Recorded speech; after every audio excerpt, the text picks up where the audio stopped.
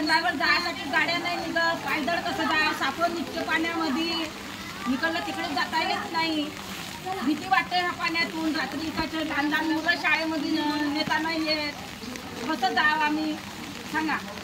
Road बनवून द्यायचं आहे आणि हे पैपट जे टाकले आहे ते पूर्ण उलटं पाणी येते, जाळ येते, नुसता पाणी वाटून जाते. पाईपलाईन दुसरी पाहिजे, दुसरी टाकून, कारण की ते जे जुन्या आहे पाहिल्या त्या पूर्ण पाणी वापस येते आणि गाळ येते पूर्ण. उतार काढलेला नाही आहे. इकडून उतार तिकडे नाही, आता तिकडून उतार इकडे काढला, उलटं पाणी इकडे साचते, पाणीला जागा नाही आहे. रोड पण बरोबर केलेला रोडही नाही केला आहे, रोड उंच पाहिजे.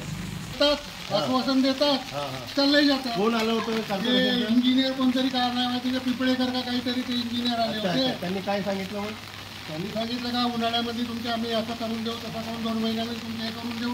आज 2-3 वर्ष झाली तर काहीच नाही होऊन राहिलं आहे. येतात पाहून जातात, काहीच नाही. ना कोणता कॉर्पोरेशन कोणाकडे, ना आमदार करत, ना कोणाकडे. आम्ही आमदाराकडे सगळ्याकडे कंप्लेंट केली आहे. इथं काहीच नाही झालेलं आहे. कोणी येत नाही, कोणी पाहत नाही.